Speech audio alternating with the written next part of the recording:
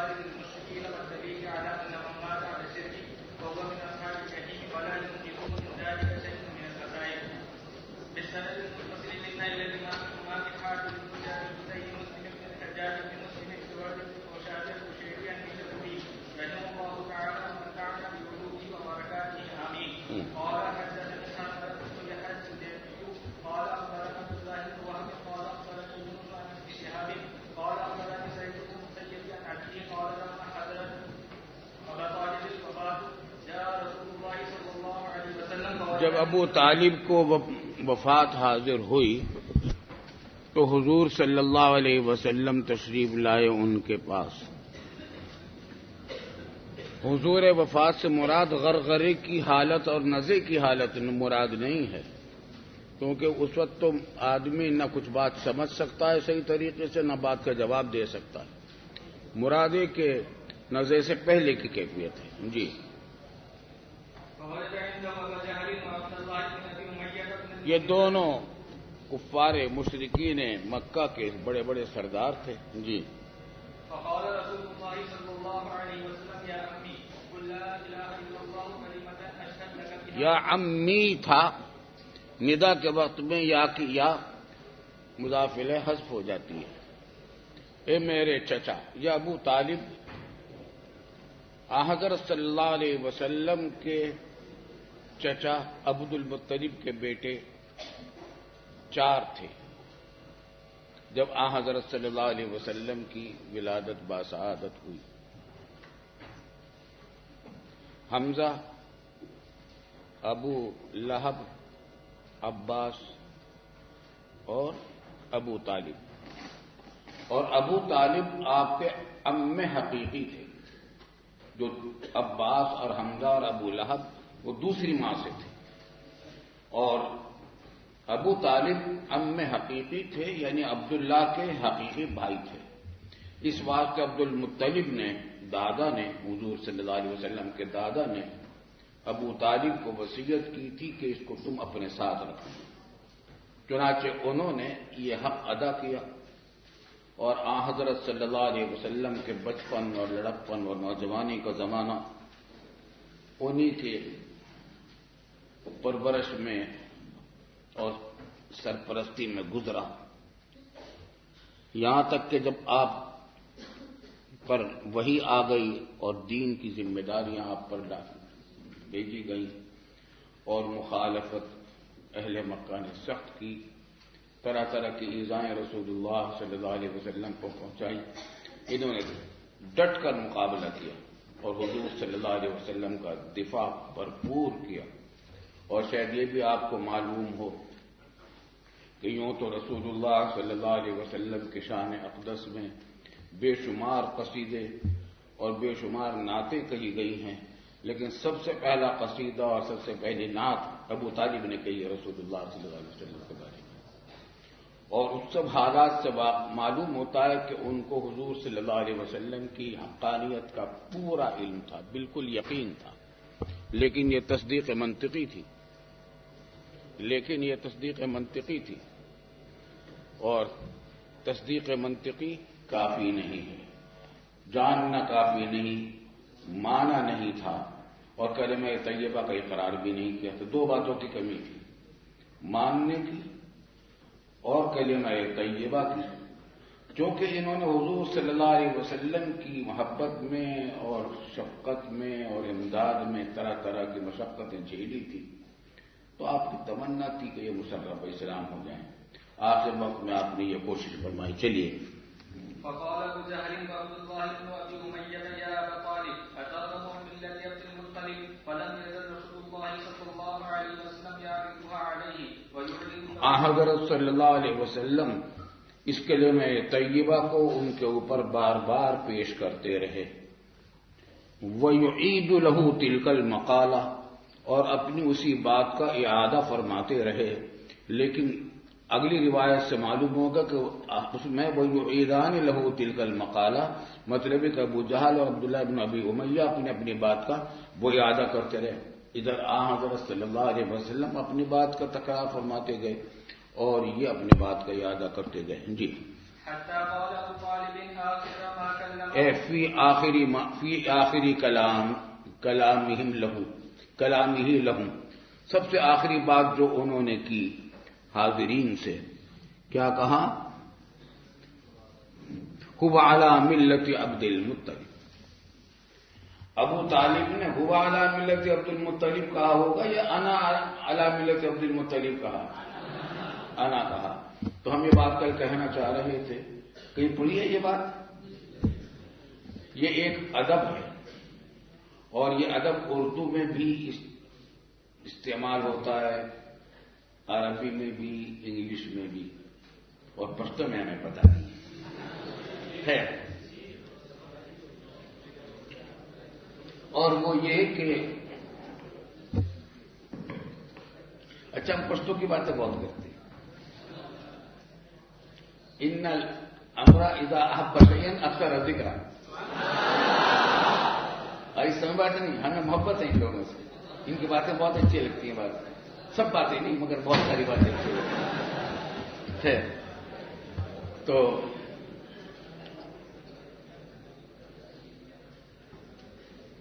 یہ محاورہ ہے عرب زبان کا کہ جب متکلم اپنی طرف کوئی بری بات منسوب کرے، پھر آپ کو اس کی بات نقل کرنی ہو، تو جب نقل کریں گے، اچھا جب متکلم اپنی طرف غلط بات منسوب کرے گا تو وہ انا کہے گا نا، لیکن ادب کا تقاضا یہ کہ جب آپ اس کی بات کو نقل کریں تو وہ انا کا لفظ نہ بولیں، بلکہ ہوا کا لفظ بولیں. آئی سمجھ بات؟ اور یہ بڑی دل کو لگنے والا ادب ہے. وجہ اس کی ہے کہ اگر آپ کہیں گے کہ عبد المطلب نے یوں کہا تھا کہ انا علی ملت عبد المطلب، اگرچہ یہ کفر کا کلمہ تھا ابو طالب کا، اور نقل کفر نہ باشد، کافر بھی کفر نہیں ہوتا، لیکن کلمہ ہے تو کافرانہ.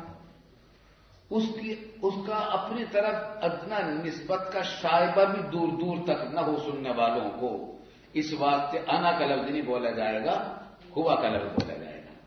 پشتو میں بھی ایسا ہی ہے، اور فارسی میں ہمیں معلوم نہیں ہے.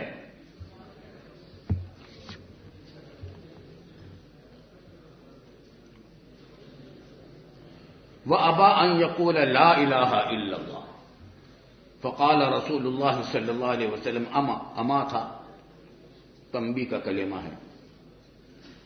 واللہ لاستغفرن لک ما لم انہ عنک، تیرے لیے میں استغفار کرتا رہوں گا جب تک مجھے منع نہ کر دیا جائے. فانزل اللہ تعالی ما کان للنبی والذین آمنوا ان یستغفروا للمشرکین ولو کانوا اولی قربى من بعد ما تبین لهم انہم اصحاب الجحیم. آپ کو پھر منع کر دیا، اور حاصل اس کا یہ کہ جب آپ کو معلوم ہے کہ اللہ تعالیٰ کا ہاتھ میں فیصلہ ہو چکا ہے کہ مشرکین تو جہنم ہی میں جائیں گے، اب آپ کی شان کا مناسب نہیں ہے کہ آپ ان کے لیے استغفار کریں. اس سے بات معلوم ہو رہی ہے کہ یہ آیت نازل ہوئی ہے ابو طالب کے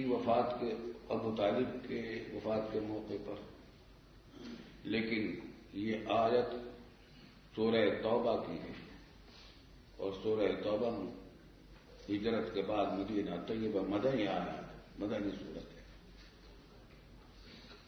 چنانچہ بعض روایات میں ہے کہ یہ آیت نازل ہوئی اس وقت جب رسول اللہ صلی اللہ علیہ وسلم اپنی والدہ کی قبر پر تشریف لے گئے. یہ مقام ابوا میں ہے، مدینہ طیبہ اور مکہ معظمہ کے درمیان تقریباً. رابغ ایک جگہ آتی ہے اور مستورہ بھی، ہم نے رابغ بھی دیکھی ہے، مستورہ بھی. تو وہاں قبر ہے. اب اس کے قریب میں ایک بستی ہے ابوا، ساحل سمندر کے ساتھ ساتھ بحر احمر کے کنارے پر. یہاں آپ تشریف لے گئے اور آپ نے پھر دعا کی اپنی والدہ کی مغفرت کی. تو آیت یہ نازل ہوئی ما کان للنبی والذین آمنوا ان یستغفروا للمشرکین ولو کانوا اولی قربى من بعد ما تبین انہم اصحاب الجحیم. جب آپ کو معلوم ہے کہ یہ جہنم میں جائیں گے ہی، اب آپ کے لیے مناسب نہیں ہے. بعض روایات میں آتا ہے کہ بعض صحابہ کرام نے حضرت صلی اللہ علیہ وسلم سے درخواست کی کہ آپ دعا فرما دیجیے ہمارے ان والدین کے لیے جن کا انتقال حالت کفر پر ہو چکا ہے، اس پر یہ آیت نازل ہوئی۔ تو ان روایات میں تعارض کچھ نہیں ہے، خوب سمجھ لیجیے کہ ایک آیت کے نزول کے اسباب متعدد ہو سکتے ہیں، ایک سے زیادہ ہو سکتے، تینوں اسباب ہیں۔ تو ہو سکتا ہے کہ یہ آیت مکہ معظمہ میں ابو طالب کے وفات کے وقت بھی نازل ہوئی ہو اور بعد میں بھی نازل ہوئی ہو، اور یہ بھی ہو سکتا ہے کہ نازل تو بعد میں ہی ہوئی لیکن اس کا تعلق ابو طالب سے بھی تھا، اس بات کے راوی نے کہا کہ اس کے بارے میں ابو طالب یہ آیت نازل کی گئی۔ آئی سمجھ میں بات؟ وَأَنزَلَ اللَّهُ فَأَنزَلَ اللَّهُ تَبَارَكَ وَتَعَالَى وَأَنزَلَ اللَّهُ تَعَالَى فِي أَبِي طَالِبٍ فَقَالَ لِرَسُولِ اللَّهِ صَلَّى اللَّهُ عَلَيْهِ وسلم إِنَّكَ لَا تَهْدِي مَنْ أَحْبَبْتَ وَلَكِنَّ اللَّهَ يَهْدِي مَن يَشَاءُ۔ آپ کی قدرت میں نہیں ہے۔ ہدایت کے دونوں معنی دو پڑھ چکے، آپ کہاں پڑھی تھی؟ پڑھے تھے پہلی تحریر میں۔ دونوں معنی میں سے کوئی بھی معنی مراد ہو سکتے ہیں کہ نہ اراۃ الطریق آپ کر سکتے ہیں اللہ کی رضا کے، اللہ کے ارادے کے بغیر، یہ نہ ایصال الی المطلوب کر سکتے ہیں، اس بات سے آپ مکلف نہیں ہیں۔ چلیے وبه قال حدثنا اسحاق بن ابراهيم وعبد بن حميد قال اخبرنا عبد الرزاق قال اخبرنا معمر قال وحدثني حسن بن حلواني وعبد بن حميد قال حدثنا يعقوب وهو بن ابراهيم بن سعد قال اخبرنا ابن صالح كلاهما من الزهري بهذا الاسناد مثله غير ان حديث صالح انتهى عند قوله فانزل الله فيه ولم يذكر الايتين وقال تو اب الفاظ کا فرق بیان کر رہے ہیں اپنے اساتذہ کی روایات میں، راویوں کی روایات میں۔ کہتے ہیں حدیث صالح تو ختم ہو گئی ہے، فانزل اللہ فیہ پر کیا نازل کیا، کون سی آیت نازل کی، ان کا ذکر نہیں کیا ابو صالح نے اپنی روایت میں۔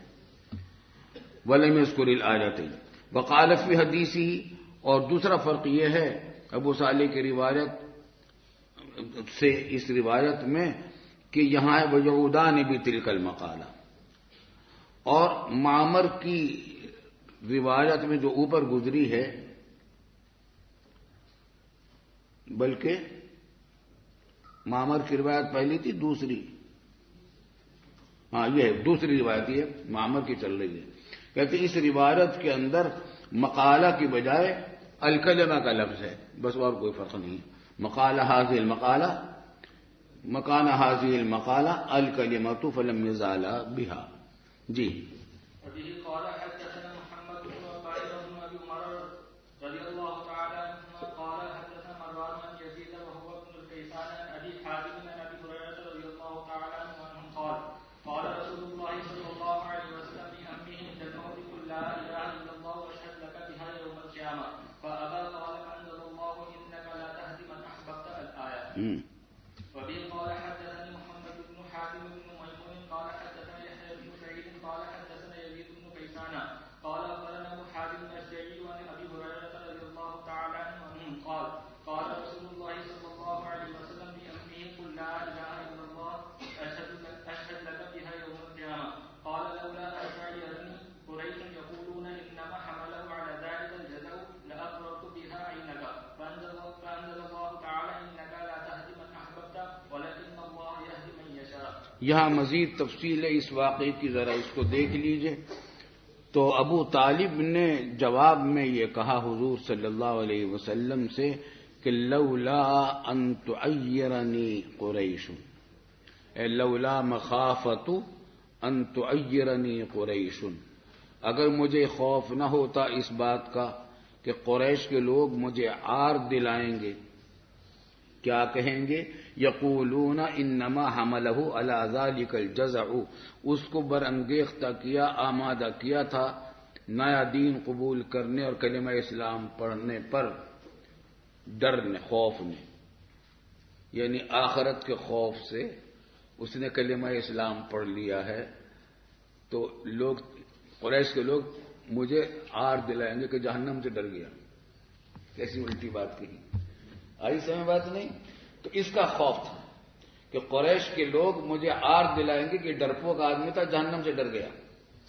تو اس واسطے تو اگر یہ مجھے خوف نہ ہوتا تو لأقررت بہا عینک، تو میں ضرور آپ کی آنکھیں ٹھنڈی کر دیتا اس کلمہ طیبہ کے ذریعے، یعنی کلمہ اسلام پڑھ کر آپ کو خوش کر دیتا، مگر مجھے خوف ہے کہ لوگ کہیں گے قریش کے کہ میں ڈر گیا۔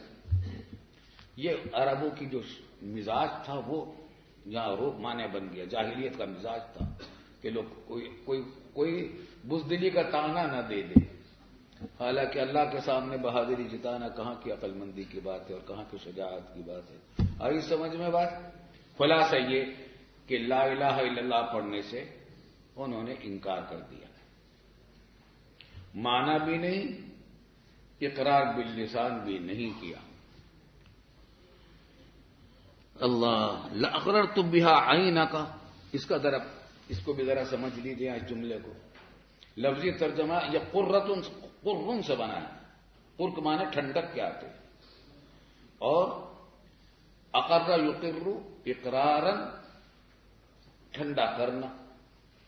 بہا کی ضمیر کلمہ طیبہ کی طرف راجع ہے، اور ترجمہ کیا ہے کہ اس کلمے سے میں آپ کی آنکھوں کو ٹھنڈا کر دیتا. لفظی ترجمہ یہ ہے، لیکن اس سے مراد کیا ہے؟ آپ کو خوش کر دیتا. یہ عربی کا محاورہ بھی ہے، اردو کا محاورہ بھی ہے. اردو میں کہا جاتا ہے میں اللہ تعالیٰ آپ کی آنکھیں ٹھنڈی رکھے اپنے بچوں سے. کیا مطلب؟ اپنے بچوں سے آپ کو اللہ تعالیٰ خوش رکھے. آئی سمجھ میں بات نہیں؟ میں نے اس کی آنکھیں ٹھنڈی کر دی، یعنی اس کو میں نے خوش کر دیا.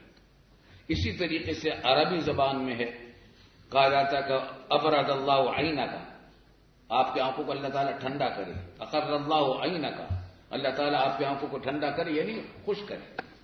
آئی سمجھ میں بات؟ یہ محاورہ اردو میں بھی ہے، عربی میں بھی ہے. یہاں ایک بات نکتے کی بات سمجھتے چلیے، اور وہ یہ کہ موسموں کا اثر زبانوں پر پڑتا ہے. موسم کا اثر نباتات پر تو پڑتا ہی ہے، حیوانات پر بھی پڑتا ہے، جمادات پر بھی پڑتا ہے، لیکن زبانوں پر بھی پڑتا ہے، لغات پر بھی پڑتا ہے.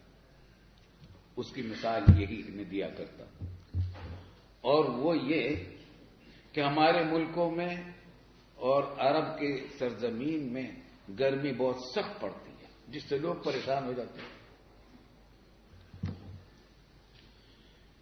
سمجھے نہیں بات کو؟ چنانچہ جب وہ کوئی پسندیدہ بات کہنے چاہتے ہیں تو اس کو ٹھنڈک سے تعبیر کرتے ہیں، ناپسندیدہ بات کہتے ہیں تو برائی سے تعبیر کرتے، وہ گرم سے تعبیر کرتے. آئی سمجھ میں بات؟ برخلاف ایران کے کہ ایران میں ٹھنڈک زیادہ ہوتی ہے، سردی زیادہ ہوتی ہے. وہ پسندیدہ باتوں کو گرم سے تعبیر کرتے، کہتے بازار بڑا گرم ہے، گرم بازاری ہے. کہا جاتا ہے نا فارسی زبان میں گرم بازاری اور گرم ہے، مطلب کیا ہے کہ خوب رونق ہے آج کل. اسی طریقے سے یورپ میں موسم سخت ہوتا ہے، بلکہ انگلینڈ میں تو 2 ہی موسم ہوتے ہیں. جیسے سوڈان کے ایک سفیر آئے، والد صاحب سے ملاقات ہوئی تو جاننے والے تھے، وہاں پوچھا بھائی کیا حال ہے سوڈان کا موسم کیسا ہوتا ہے؟ کہ وہاں 2 موسم ہوتے ہیں، گرمی اور سخت گرمی. تو مجھ سے کوئی پوچھے انگلینڈ کے بارے میں کہ انگلینڈ کا موسم کیسا ہوتا ہے، تو میں کہوں گا کہ سردی اور سخت سردی. تو وہاں یورپ میں جو کہ سردی سخت پڑتی ہے، تو وہ جب اچھے موسم کو تعبیر کرتے تو کیا کہتے ہیں کہ خوب دھوپ نکلی ہوئی ہے اور ہر چیز چمکی ہوئی نظر آ رہی ہے، بادل نہیں ہیں آسمان پر. مطلب یہ کہ بڑا خوشگوار موسم ہے. اور ہم لوگ جب تعریف کرتے ہیں موسم کی تو کہتے ہیں میں ٹھنڈی ٹھنڈی ہوائیں چل رہی ہیں، بادل چھائے ہوئے ہیں، ہلکی ہلکی خنکی ہے. کہتے نہیں کہتے؟ ہمارے دارالعلوم سے سب سے پہلے جو کورنگی سے فارغ ہوئے مولانا عبدالرشید ربانی انگلینڈ میں ہیں، عرصے دراز سے وہیں ہیں. تو جب پہلی مرتبہ میں گیا 20-25 سال پہلے، تو وہ نظرہ بہت تھا ان کو چل رہا. تو مسلسل کئی دن تک رہا، میرا ان کے ساتھ رہا انگلینڈ میں. جب دیکھو نزلہ، پریشانی، کھانسی. میں نے کہا کیا حال ہے؟ کہنے لگا بس سردی ہو رہی ہے، کھانسی ہے، پاکستان یاد آتا ہے. میں نے کہا کیا کیوں؟ کہ ایسی پیاری گرمی پڑتی ہے پاکستان میں.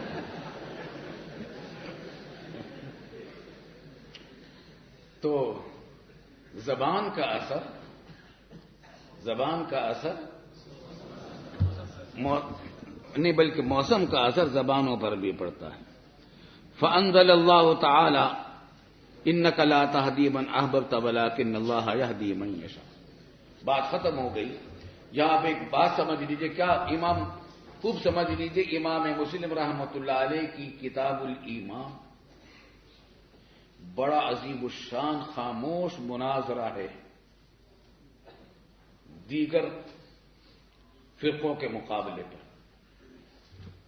اب تک جتنے دلائل آتے گئے ہیں سارے اہل سنت والجماعت کے دلائل ہیں اور مرجئہ پر رد ہے.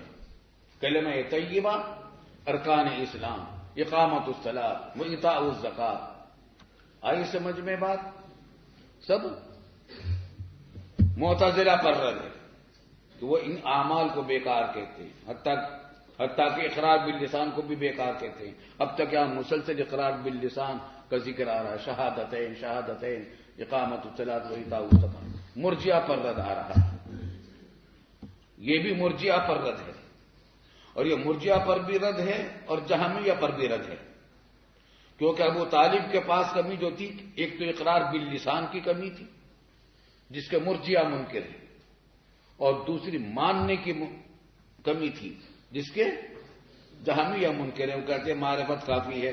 چنانچہ رسول اللہ صلی اللہ علیہ وسلم سے جو انہوں نے اپنا عذر بیان کیا وہ کیا کہ مجھے خوف ہے اس بات کا کہ قریش کے لوگ مجھے طعنے دیں گے, اس واسطے میں مانتا نہیں ہوں اسلام کو, اور کوئی عذر نہیں, صرف عذر ہی ہے. تو یہ جہمیہ پر رد ہے, اور اس جہمیہ کے رد کو لائے ہیں پہلے امام مسلم اس وجہ سے کہ آگے جہمیہ کی دلیل آ رہی ہے. آئی سمجھ بات نہیں؟ ان کی دلیل لانے سے پہلے ان کا رد کر دیا ابو طالب کے واقعے سے. چلیے آگے پڑھیے. باب الدليل على أن من مات على التوحيد دخل الجنة. وبه قال حدثنا أبو بكر بن أبي شيبة وزهير بن حرب كلاهما عن إسماعيل بن إبراهيم قال أبو بكر قال حدثنا ابن علية عن خالد قال حدثني الوليد بن مسلم عن عمران عن عثمان قال قال رسول الله صلى الله عليه وسلم من مات وهو يعلم أنه لا إله إلا الله دخل الجنة. من مات وهو يعلم انه لا الہ الا اللہ دخل الجنہ. یہ بالکل سری دلیل کس کی ہے؟ جہمیہ کی دلیل کہ جاننا کافی ہے, تصدیق منطقی کافی ہے, یقین کافی ہے. تو لانی تو تھی یہ حدیث کی کتمان علم تو کرنا نہیں تھا امام مسلم کو, لیکن اس سے پہلے یہ انتظام کیا کہ اتنی ساری دلیلیں تو سب اس کے خلاف لے آئی, اور خاص طور سے ابو طالب کا واقعہ. کہ ابو طالب کا واقعہ میں یہ بات صراحت ہے کہ صرف اقرار باللسان ہی کی کمی نہیں تھی بلکہ ماننے کی بھی کمی تھی. آئی سمجھ میں بات؟ اس واسطے اب یہ لائے, پھر آگے پھر اور کئی روایتیں لا رہے ہیں, ان سب کے اندر شہادتین کی اہمیت کا مسلسل ذکر چلا رہا ہے. تو لپیٹ کیپسول میں لائے ہیں. کیپسول جو ہوتا ہے نا, جب کوئی کڑوی دوا دینی ہوتی تو کیپسول میں رکھ دیتے ہیں اس کو تاکہ کڑواہٹ اس کی محسوس نہ ہو. تو یہ ادھر بھی یہ کیپسول ہے, اور بیچ میں یہ جہمیہ کی دلیل ہے. مگر حضور صلی اللہ علیہ وسلم کا ارشاد تھا تو ہے تو دوا پہنچانی تو ہے پیٹ میں, تو لیکن کیپسول میں لا کر لائے گا. چلیے آگے. اس سے ادب معلوم ہوا اہل علم کا کہ علماء کو چاہیے کہ جب کوئی ایسی بات کرنی ہو علم کی جس سے دوسروں کو غلط فہمی پیدا ہونے کا اندیشہ ہو, اول تو عوام کے سامنے تو اس کو ذکر ہی نہ کریں, اور خواص کے سامنے بھی ذکر کرے تو اس طریقے سے ذکر کریں کہ آگے پیچھے اس کا جواب بھی ساتھ ساتھ آ جائے. چلیے تو دیکھیے, میں کہہ رہا تھا کہ خاموش مناظرہ کیا کرتے امام مسلم, کہیں نہیں بولتے, خود کہیں نہیں بولتے, دلائل لاتے رہتے ہر ایک کے. جہمیہ کے بھی دلائل لائیں گے, آگے معتزلہ اور خوارج کے دلائل بھی لائیں گے, پھر ان کے جوابات بھی لائیں گے, کہیں خود نہیں کچھ بولیں گے, حدیثیں بولیں گے, حدیثیں جواب دیں گی. چلیے آگے.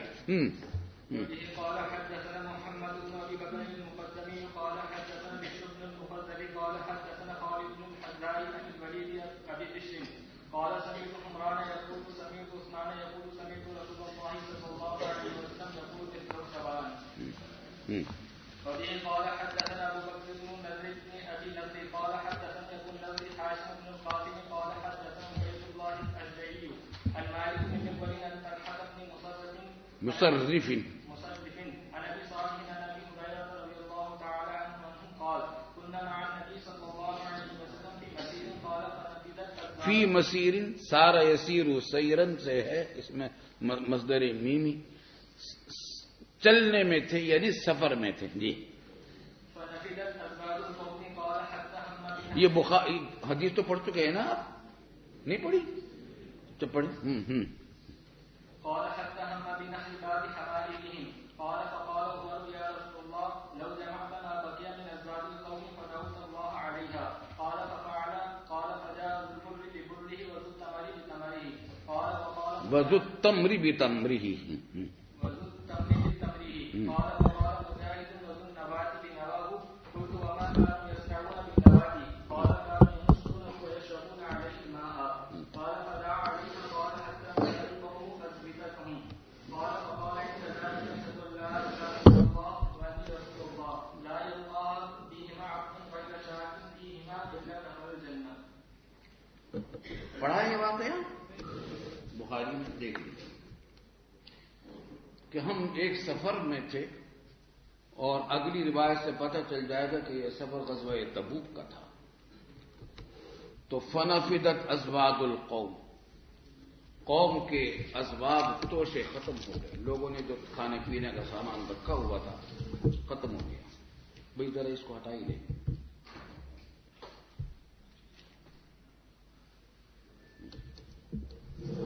جی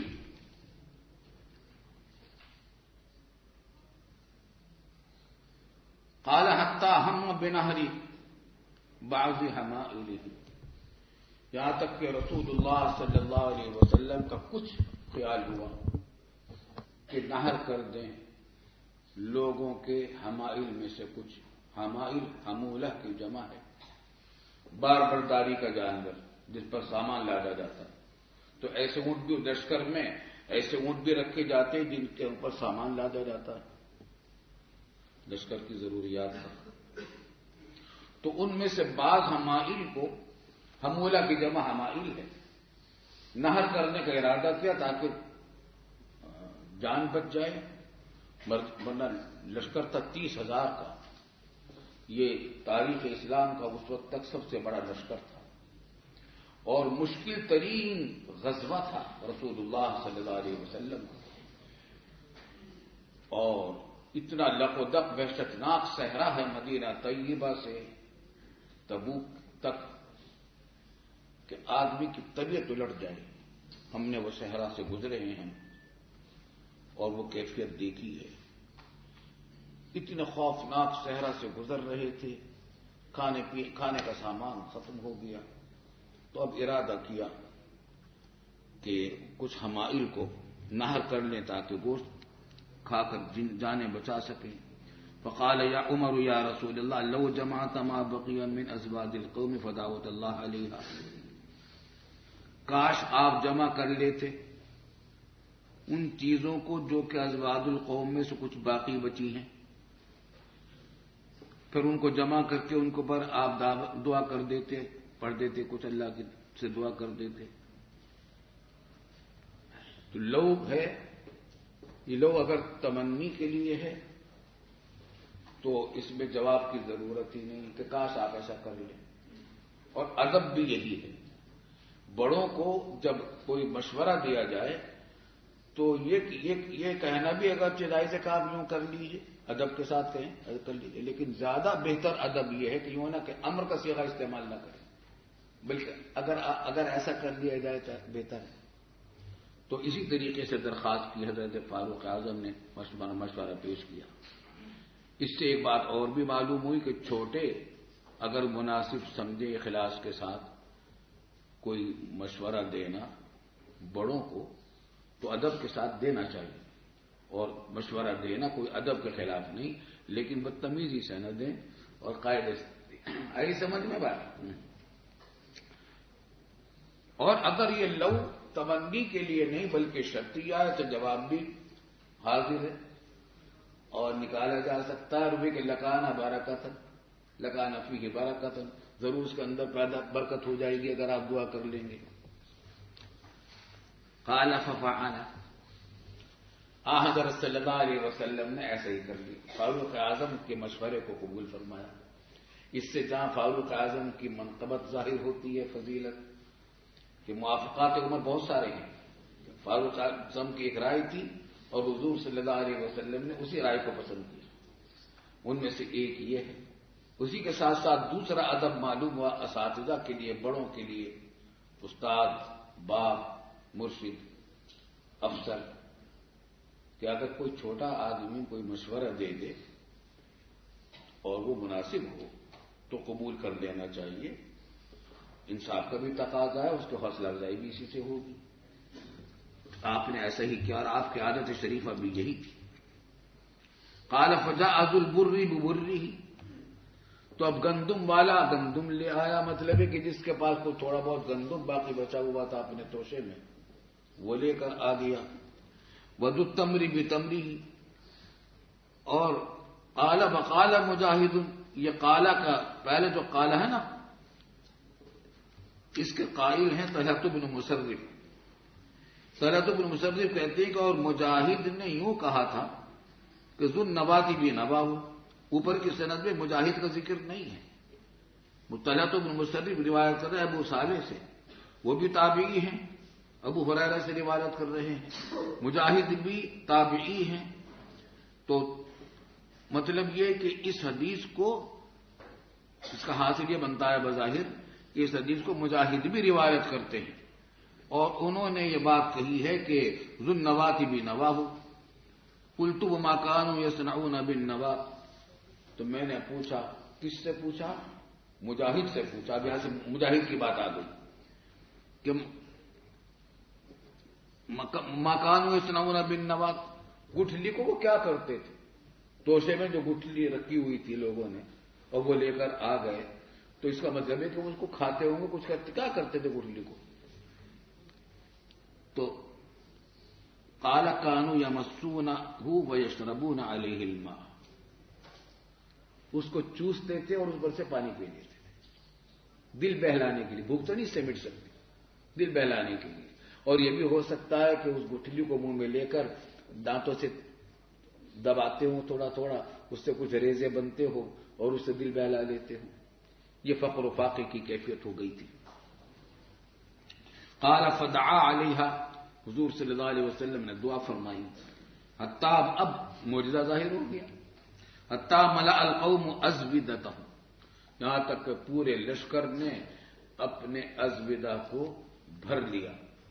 ذات تو توشے کو کہتے ہیں اور جس میں توشہ رکھا جاتا ہے اس کو مزادہ کہتے ہیں، توشہ دان کو. تو ازودہ کو بھر لیا کا مطلب یہ کہ مزادات کو بھر لیا. مظروف بول کر ضرب مراد مجازن. سمجھ میں آ گئی بات؟ قال فقال عند ذلك اشهد ان لا اله الا الله واني رسول الله لا يلقى الله بهما عبد غير شاك وغير شاك فيهما الا دخل الجنه. جو شخص شہادتین کو لے کر جائے گا وہ جنت میں ضرور داخل ہوگا. یہاں پر بھی یہ جہمیہ کا اور مرجیہ کا سری رد آ گیا کہ مطالبہ یہ ہے، جنت میں داخلے کا ذریعہ یہ ہے شہادتین کا کلمہ، جنت میں ضرور داخل ہوگا. البتہ اگر معصیتیں کی ہیں، گناہ کیے ہیں اور اللہ نے معاف بھی نہیں کیے تو جہنم عذاب بھگتنے کے بعد جنت میں جائے گا ضرور، مخلد فی النار نہیں ہوگا. چلیے آگے. وبه قال حدثنا سهل بن عثمان وابو كريب محمد بن العلاء جميعا عن ابي معاويه قال ابو كريب حدثنا ابو معاويه عن الاعمش عن ابي صالح عن ابي هريره رضي الله تعالى عنه او عن ابي سعيد شك الاعمش. اعمش کو شک تھا کہ ابو ہریرہ سے روایت ہے. یہ ابو صالح نے روایت ابو ہریرہ سے کیا یا ابو سعید سے، لیکن اوپر کی روایت ہے طلحۃ بن مصرف نے یقین کے ساتھ روایت کیا ہے کہ ابو ہریرہ سے کی روایت کی ہے. جی. قال لما كان يوم غزوة تبوك أصاب الناس مجاعة قالوا يا رسول الله لو أذنت لنا فنحرنا نوازحنا. معلوم اس سے معلوم ہوا کہ یہ تجویز بعض صحابہ کرام نے پیش کی تھی کہ اگر ہمیں اجازت دے دیں تو ہم یہ کام کر لیں کہ فنحرنا نوازحنا. نازح کی جمع ہے نوازح. اس اونٹنی کو کہتے ہیں جس پر پانی بھر کر لایا جاتا ہے. تو لشکر میں ہر طرح کے اونٹ رکھنے پڑتے ہیں، پانی بھر کر لانے والے اونٹ بھی ہوتے تھے، بار برداری کے جانور بھی ہوتے تھے. فَأَكَلْنَا وَادَّهَنَّا، پس ہم گوشت بھی کھائیں اور چکنائی بھی استعمال کریں۔ چکنائی کا استعمال ادہان کا لفظ اگرچہ زیادہ تر استعمال ہوتا ہے مالش کے معنی میں، ملنے کے معنی میں ادہان، لیکن یہاں مراد کھانا ہے۔ ظاہر ہے مالش کے لیے کوئی تمنا تھوڑی کر رہے تھے اس وقت، تو پیٹ بھرنے کا مسئلہ تھا، جان بچانے کا۔ فقال رسول اللہ صلی اللہ علیہ وسلم فعلوا افعلوا، آپ نے رائے کو پسند فرما لیا۔ اس سے ایک اور مسئلہ فقہ کا قاعدہ، فقہی قاعدہ نکلتا ہے۔ دیکھیے یہاں پر دو تکلیفیں سامنے تھیں، ایک یہ کہ اگر نہیں کاٹتے ان جانوروں کو تو موت واقع ہو جائے گی بھوک سے، فی الفور مر جائیں گے لوگ، لیکن اگر ان اونٹنیوں کو ذبح کر دیا جاتا ہے، بار برداری کے اونٹوں کو اور زمازے کے اونٹوں کو، تو سفر بہت مشقت کا ہو جائے گا۔ پہلے ہی مشقت کا سفر تھا، پھر سامان کو لادنا، اٹھانا، پانی بھر کے لانا، یہ اور زیادہ مصیبت کا کام ہو جائے گا۔ چنانچہ قال فجاء عمر، تو عمر آئے اور کہا کہ یا رسول اللہ ان فعلت قل الظهر، اگر آپ نے یہ کام کیا، نہر کی اجازت دے دی، تو سواریاں کم ہو جائیں گی، مشقت بڑھ جائے گی سفر کی بہت زیادہ۔ لیکن ظاہر ہے کہ حضور صلی اللہ علیہ وسلم کو بھی یہ بات معلوم تھی کہ جانور کم ہو جائیں گے، مشقت بڑھ جائے گی، لیکن اس کے باوجود حضور صلی اللہ علیہ وسلم نے نہر کا ارادہ فرما لیا تھا اور مشورہ قبول کر لیا تھا۔ اس سے فقہا نے، اور اس جیسے اور بہت سارے مثالوں سے فقہا نے ایک قاعدہ کلیہ مستنبط کیا ہے، اور وہ متفق علیہ تمام فقہا میں، وہ یہ کہ احمن البلیتین کا قاعدہ، کہ جب ابتلا دو بلیوں میں ہونا یقینی ہو کہ یا تو اس میں ابتلا ہوگا یا اس میں ابتلا ہوگا، یہ نہیں ہو سکتا کہ دونوں سے بچ جائے، کوئی نہ کوئی ابتلا ضرور ہوگا، تو ایسی صورت میں کیا ہوگا؟ احمن البلیتین کو اختیار کیا جائے، جو کم درجے کی مصیبت ہے اس کو اختیار کر لیا جائے۔ یہاں پر بھی ایک مصیبت یہ تھی کہ اگر ان کو نہر کر دیا جاتا ہے تو سواریاں کو جانور کم ہو جائیں گے، سفر کی مشقت بڑھ جائے گی، بار برداری کا معاملہ مشکل ہو جائے گا۔ اور دوسری مصیبت کیا سامنے تھی کہ فی الفور بہت واقع ہو جائے گی۔ بڑی ہلکی مصیبت کون سی تھی؟ سفر کی مشقت کو برداشت کر لینا۔ اس بات سے رسول اللہ صلی اللہ علیہ وسلم نے نہر کا حکم دے دیا، لیکن فاروق اعظم کے دل میں اللہ تعالیٰ نے ایک اور تجویز ڈال دی اور آخر یہ درخواست کی، بلاکن ادعوهم بفضل ازواجهم ثم ادعوا الله عليهم ثم ادعوا الله لهم عليها بالبركه لعل الله ان يجعل في ذلك ان يخلق في ذلك، اور مفعول بھی محذوف ہے يخلق کا يجعل کا، یعنی برکتا، شاید کہ اللہ تعالیٰ اس کے اندر برکت پیدا فرما دے۔ فقال، آگے پڑھیے، پڑھ چکے ہیں یہ عبارت پڑھ چکے نہیں، پڑھے آگے پڑھیں۔ قال رسول اللہ صلی اللہ علیہ وسلم نعم، قال فدع بنطع اور نطع اور نطع اور نطع، چار لغت ہیں، لیکن نطع اور نطع زیادہ مشہور ہیں۔ چمڑے کے دسترخوان کو کہتے ہیں، چمڑے کے دسترخوان بھی منگائے آپ نے، فدع بنطع فبسطہ، اور ان کو بچھا دیا، مطلب کہ بچھانے کا حکم دیا۔ اس سے کیا ایک ادب معلوم ہوا، وہ یہ کہ کھانا کھانے کے وقت میں دسترخوان استعمال کرنا چاہیے۔ آگے سمجھ بات ہے؟ بعض طلبا اس سنت پر کا اہتمام نہیں کرتے، دسترخوان ضرور ہونا چاہیے، سنت کا تقاضا ہے۔ حالانکہ دیکھیے کتنی مشقت والا سفر تھا، اس میں بھی دسترخوان ساتھ رکھا تھا حضور صلی اللہ علیہ وسلم نے۔ آئی سمجھ میں بات؟ ثم دعا بفضل ازواجهم قال فجعل الرجل يجوء بكف ذراته، جعل افعال شروع میں سے ہے، اردو میں ترجمہ افعال شروع کا جو کیا ہوتا ہے، کیسے ہوتا ہے، کیا ترجمہ؟ لگے اور لگا، تو فجعل الرجل يجيء، آدمی بکف ذرات، لانے لگا آدمی ایک ہتھیلی، ایک کف ذرے کے ساتھ، ذرہ لانے لگا۔ ذرہ ایک قسم کا غلہ ہوتا ہے جوار کی طرح کا، تو حضرت علامہ عثمانی رحمۃ اللہ علیہ نے فتح الملم میں اس کا لکھا کہ چینا، لیکن ہم نے کبھی چینا کا لفظ اس سے پہلے کہیں نہ کہیں پڑھا نہ دیکھا. تمہارا کوئی غلہ ہوتا ہے جوار کی طرح کا، ہو سکتا ہے کہ باجرے کو کہتے ہوں، واللہ اعلم بالصواب. تو کسی کے پاس وہ ذرا تھا تو وہ لے کر آگے ذرہ نہیں ہے یہ لفظ، ذرا ہے. قال وجاء يجيء الاخر بكف تمر قال ويجيء الاخر بكسرة، کوئی ٹکڑا ہی لیا ہے، روٹی کا ٹکڑا بچا ہوا تھا کسی کے پاس. حتى اجتمع على النطع من ذلك شيء يسير. آگے پڑھو. قال فدعا رسول الله صلى الله عليه وسلم بالبركة ثم قال خذوا بأوعيتكم قال فأخذوا بأوعيتهم حتى ما تركوا في الأسفل بياعا إلا ملأوه قال فأكلوا حتى شربوا وفردت فضلة فقال رسول الله صلى الله عليه وسلم سب نے پیٹ بھر کے کھایا، اتنی بڑی تعداد میں، اور پھر بھی بچ گیا، اور ازودہ بھی بھر لیے، سارے مزادات بھی بھر لیے، خوب پیٹ بھر کے کھا بھی لیا، آئندہ کے لیے بھی بچا کے رکھ لیا، اور پھر بھی کچھ بچ گیا. فقال رسول الله صلى الله عليه وسلم أشهد أن لا إله إلا الله وأني رسول الله لا يلقى الله بهما عبد غير شاك فيحجب عن الجنة. چلیے، مطلب یہ کہ دونوں چیزیں جمع نہیں ہوں، یہ کلمہ طیبہ بھی ہو اور جنت سے محرومی بھی ہو، یہ دونوں جمع نہیں ہو سکتی. کلمہ طیبہ ہوگا تو جنت سے محرومی نہیں ہوگی. سوال پیدا ہوتا ہے کہ گناہ اگر کیے ہیں تو جنت سے محرومی تو ہوگی. جواب یہ کہ دائمی محرومی نہیں ہوگی، بعد میں وہ مخلد فی النار نہیں ہوگا، جنت میں بہرحال آخر میں جائے گا. جی.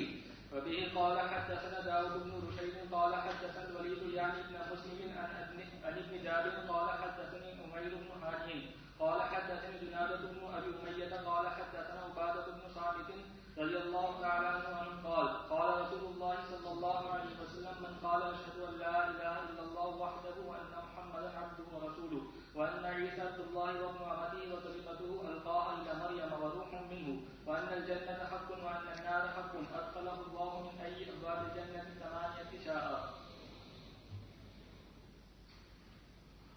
یہ انا ہے ہر جگہ، اشد کا مفعول ہے. حضرت عبادۃ بن الصامت رضی اللہ تعالیٰ عنہ کی روایت ہے کہ فرمایا رسول اللہ صلی اللہ علیہ وسلم نے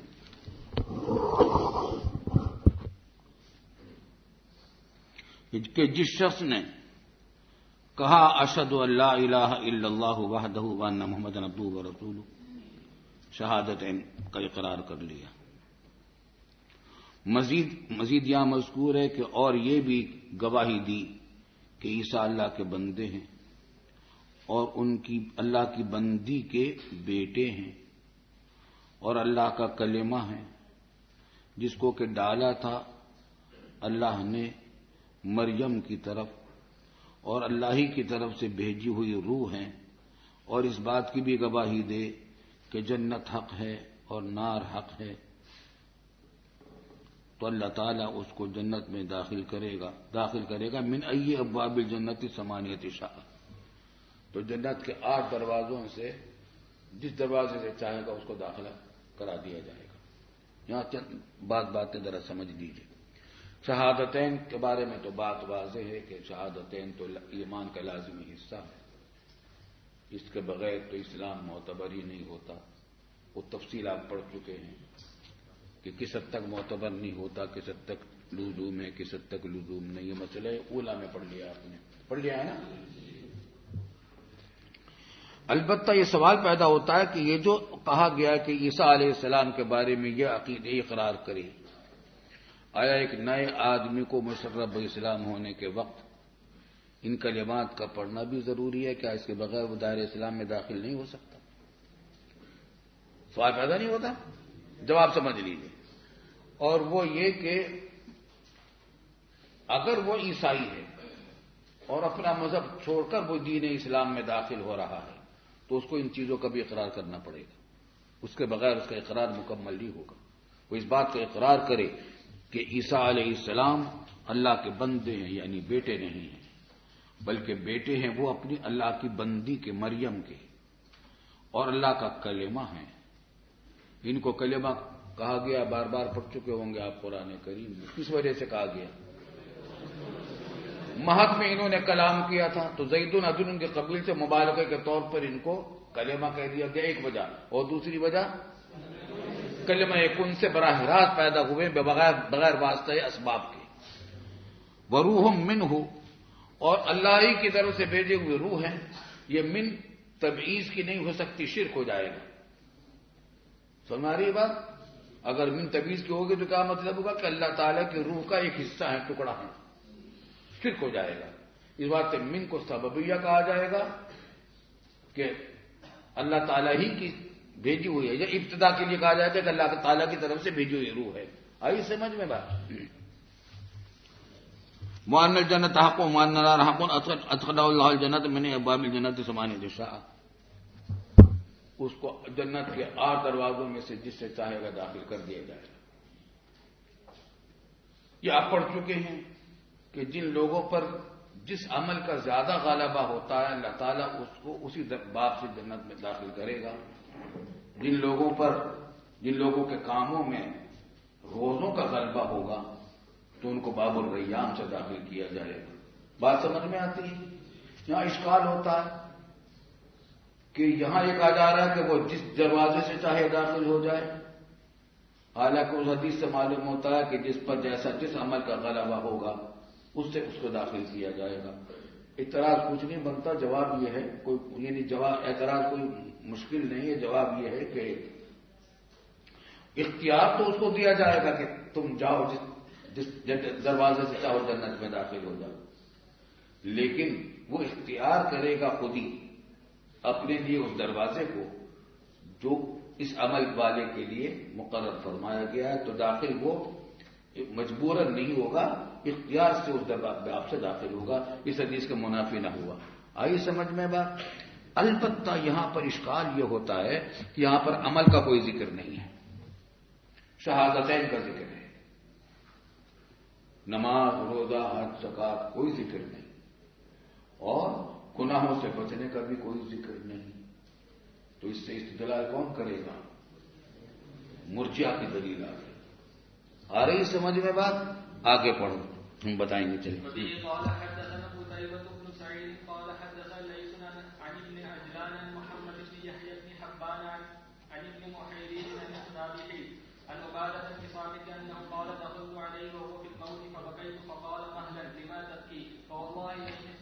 نہیں ذرا ٹھہر جائیے، آپ نے ایک روایت چھوڑ دی بھی مولانا صاحب، چھوڑ دی اور تو پڑھو دوبارہ پڑھو.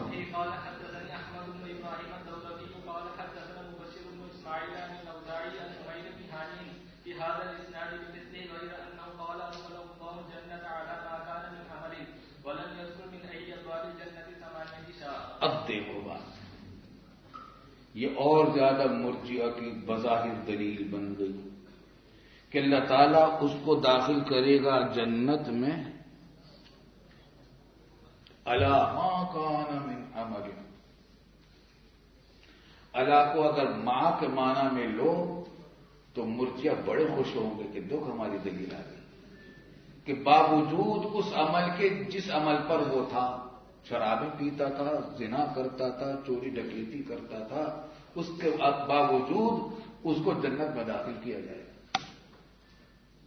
اعمال کا کوئی ذکر نہیں، منہیات سے بچنے کا بھی کوئی ذکر نہیں، صرف شہادتین کے اوپر یہ انعام اس کو مل جائے گا. وہ قول المرجئہ. آئی سمجھ میں بات؟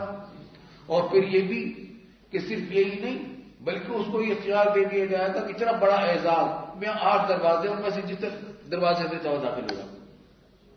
آئی سمجھ بات نہیں؟ اشکال ہو گیا مرجئہ کا کے بارے میں. آگے اور پڑھ لیجیے.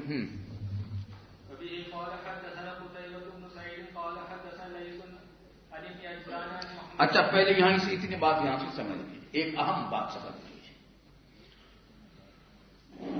بظاہر بالکل یہ مرجئہ کا استدلال ہے، لیکن اذا جاء الاحتمال بطل الاستدلال. ہم یہ کہتے ہیں کہ الا معنی میں مع کے نہیں ہے بلکہ سبب کے معنی میں ہے. الا بسبب العمل الذي كان عليه من الخير، بسبب عمل کے وہ جنت میں جائے گا. معلوم ہوا کہ عمل کے بغیر نہیں جائے گا. تو الا ما کان من عمل، تم نے کہا تھا کہ ما کے معنی میں ہم کہتے ہیں الا سبب کے معنی میں، دونوں معنی میں آتا ہے الا. جب یہ آ گیا تو تمہارا استدلال ختم ہو گیا. آئی سمجھ میں بات؟ اور تیسرا احتمال یہاں پر اعلیٰ کا ایک اور ہے، وہ بھی فتح الملیم میں اللہ حضرت نے ذکر فرمایا ہے، اور مجھے وہ زیادہ اچھا لگتا ہے یہاں اس موقع پر.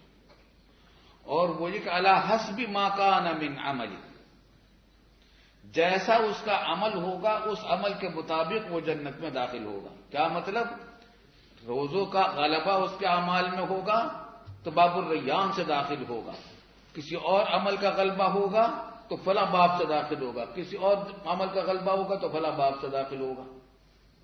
تو دیکھیں اوپر کی روایت میں تھا کہ من ای باب الجنت ثمانیۃ شاء، اس روایت کے اندر ہی الا ما کان من عمل اور من ای باب الجنت شاء کا لفظ نہیں ہے، لیکن راوی نے ایک جگہ ایک کو ذکر کیا، دوسرے راوی نے دوسرے کو ذکر کیا، دونوں جملے بولے. دونوں کو ملا کر اب کیا بات ہوگی کہ اللہ تعالیٰ جنت میں داخل کرے گا اس عمل کے مطابق جس عمل پر وہ تھا، اس عمل کے مطابق. اگر روزوں کا غلبہ تھا اس کے اوپر تو باب الریان سے داخل کرے گا، 8 دروازوں سے میں سے اس دروازے سے داخل کرے گا جس عمل کا اس پر غلبہ تھا. آئی سمجھ میں بات؟ جواب سمجھ میں آ گیا؟ تمہاری زبان سے تمہارے چہرے سے نہیں پتہ چل رہا. اچھا آ گیا؟ اچھا چلیے. ایک بات یہاں اور سمجھ لیجئے، وہ کام دے گی آپ کو آگے کی بہت ساری احادیث میں، اور یہ ہمارے بزرگوں کا کمال ہے. حضرت شیخ الہند رحمۃ اللہ علیہ کے بارے میں میں نے بار بار شاید کہی ہوگی آپ سے بات کہ جب احادیث میں کوئی تعارض ہوتا ہے، اشکال ہوتا ہے، تو شارحین بڑے بڑے اچھے اچھے کلام کرتے ہیں اور بڑی اچھی اچھی باتیں کہتے ہیں، لیکن حضرت شیخ الہند رحمۃ اللہ علیہ ایسی بات کہہ دیتے ہیں کہ وہ دل میں اتر جاتی ہے. ہم نے مثال دی تھی، شاید دی تھی. مثلا ایک اشکال ہوا کرتا ہے کہ صحیح حدیث میں آتا ہے کہ عمر جس راستے سے گزرتے ہیں شیطان اس راستہ کاٹ دیتا ہے، راستہ بدل دیتا ہے، ڈرتا ہے. اور لیکن حضور صلی اللہ علیہ دوسری ایک اور حدیث میں آتا ہے کہ حضور صلی اللہ علیہ وسلم کو بہکانے کے لیے مسجد میں آگے دنا لائے، اور یہاں آ کر حضور صلی اللہ علیہ وسلم کو بہکانے کی کوشش کی، آپ نے اس کو پکڑ لیا اور کہا کہ میں نے ارادہ کیا کہ اس کو میں باندھ دوں. مجھے پھر سلیمان علیہ السلام کی بات یاد آ گئی، میں نے چھوڑ دیا. تو سوال یہ پیدا ہوتا ہے کہ شیطان حضور صلی اللہ علیہ وسلم سے تو ڈرا نہیں اور فاروق اعظم سے ڈر گیا، یہ کیا بات ہے؟ تو شارحین نے اس کے بڑے بڑے کلام کیے ہیں کہ بھائی فلاں وجہ ہے، فلاں وجہ ہے، فلاں وجہ ہے، فلاں وجہ ہے. حضرت شیخ الہند رحمۃ اللہ علیہ نے فرمایا کہ کیا وجہ ہے؟ حماقت ہے شیطان کی. حماقت ہے شیطان کی. ارے بھائی ہمیں شیطان کے عمل کی توجیہ کی کیا ضرورت ہے تعبیر کرنے کی کہ بھئی فلاں اس میں حکمت تھی، فلاں بات تھی، اس وجہ سے اس نے یوں کیا. اس کے بعد میں حماقت ہے شیطان کو تو ڈرنا چاہیے تھا حضور صلی اللہ علیہ وسلم سے، زیادہ ڈرنا چاہیے تھا. تو ایسی بات کہتے تھے حضرت شیخ الہند رحمۃ اللہ علیہ. یہ حالت حضرت گنگوئی رحمۃ اللہ علیہ کی. اللہ تعالیٰ نے حضرات کو بس میں کہتا ہوں وہ نور علم جس کو میں کہتا ہوں نا، نور علم. علم ایک تو یہ ہوتا ہے کتابوں کا ترجمہ آپ نے پڑھ لیا اور مطلب سمجھ لیا، ایک اس کو قبول کر لینا ہے اس علم کو، وہ نور علم ہوتا ہے. پھر اللہ تعالیٰ اس سے تفقہ فی الدین عطا فرماتے ہیں، نور، پھر انوار و برکات اس کے آتے ہیں، علوم کو کھول دیتے ہیں دلوں کے اوپر اللہ تعالیٰ. تو حضرت شیخ الہند رحمۃ اللہ علیہ نے ایک بڑے اہم بات کہی ہے اس قسم کی تمام احادیث کے بارے میں، اور وہ یہ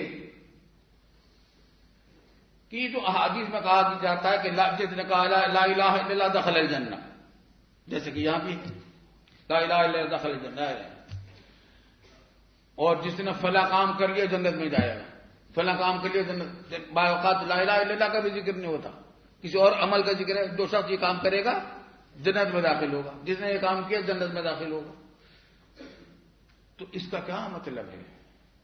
ساری روایتوں کو دیکھ کر مطلب نکالا جائے گا، اور مطلب وہ یہ بنتا ہے کہ اس عمل کی تاثیر یہی ہے کہ یہ آدمی کو جنت میں لے جاتا ہے. مثلا کلمہ طیبہ کی تاثیر یہی ہے کہ آدمی کو جنت میں لے جاتا ہے. لیکن ہر مؤثر کی تاثیر کے لیے کچھ شرائط ہوتے ہیں، کچھ موانع ہوتے ہیں۔ موانع سے بچنا لازم ہے، شرائط کو پورا کرنا واجب ہے جب وہ مؤثر اپنا اثر دکھاتا ہے، جیسے کہ دوائیں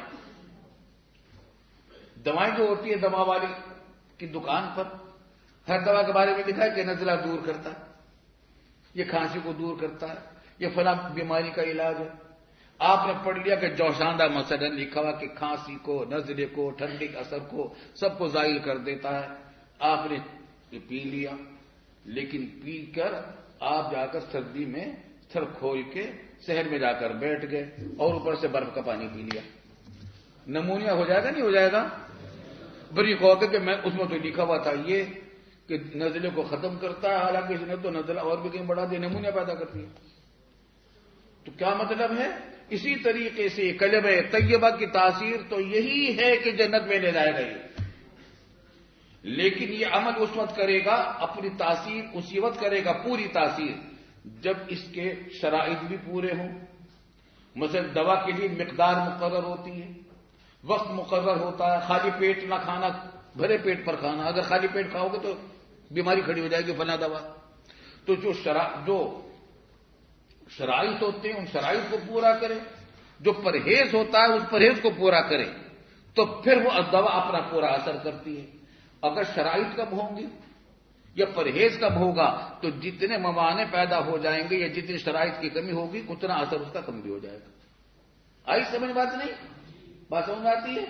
تو اگر کلمہ طیبہ کسی نے پڑھا ہوا اس کی اثر تاثیر تو یہ تھی کہ جنت میں لے جاتا ہے براہ راست بغیر کسی عذاب کے، لیکن بہت سارے فرائض چھوڑ دیے، بہت سارے گناہ کر لیے، وہ بھی اپنا اپنا اثر دکھائیں گے، نتیجہ یہ نکلے گا کہ پوری تاثیر اس کی نہیں رہے گی۔ بات سمجھ میں آ گئی؟ ہم نے مولانا عزیز الرحمان صاحب سے 10 منٹ کا وعدہ کیا تھا، 10 منٹ پورے ہو گئے۔